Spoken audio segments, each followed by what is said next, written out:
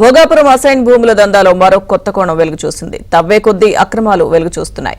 ప్రభుత్వంలో పెద్దసారుగా చెలామణి అవుతున్న ఓ ప్రధాన అధికారి మేనలుడు భోగాపురంలో అసైన్ రాయితీ భూముల కొనుగోళ్ల లావాదేవీల్లో 3 బ్యాంకుల అధికారులను గుప్పిట పట్టినట్టు తెలిసింది. డిపాజిట్లు ఇతర లావాదేవీలు బయటకు రాకుండా ఎవరు అడిగినా సమాచారం చెప్పకుండా ఉండేందుకు ఆ బ్యాంకుల ముఖ్య అధికారులతో ఒప్పందాలు చేసుకున్న విషయం వెలుగు చూసింది. ఇందుకు ప్రతిఫలంగా భోగాపురం మండలంలోని ఓ బీచ్ రిసార్ట్ పరిధిలోని రియల్ వెంచర్లో ప్లాట్లు కేటాయించినట్టు తెలిసింది. అలాగే విజయనగరం జిల్లాకు చెందిన ఓ రెవెన్యూ అధికారికి కూడా భూ సంతర్పణ చేసినట్లు సమాచారం.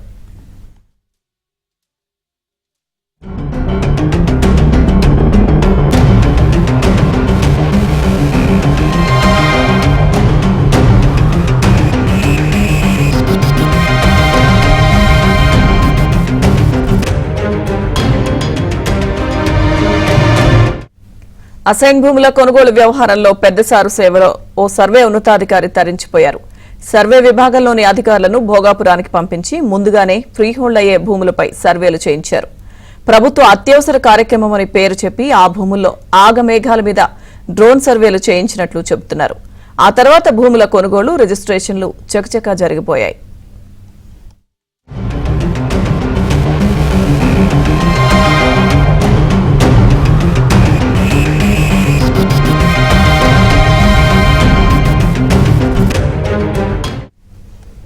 పెద్దసారు మేనలుడు విజయనగరం జిల్లా భోగాపురం మండలంలోని 7 గ్రామాల పరిధిలో భారీగా అసైన్ భూములు కొన్నారు.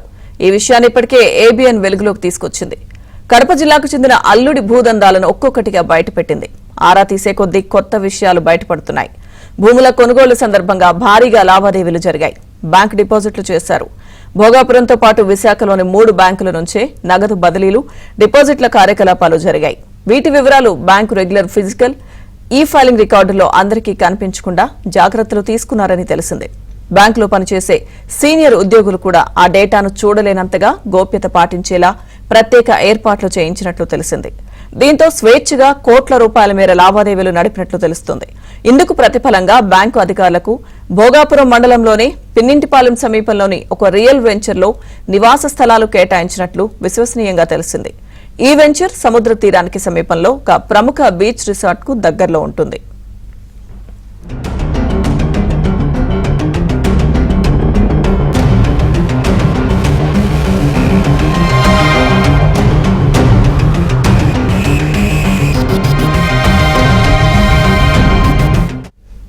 రిసార్ట్ యజమాని ద్వారా ఆ 3 బ్యాంకుల ముఖ్య అధికారులను ప్రసన్నం చేసుకునేందుకు మంత్రాంగం నడిపించారు.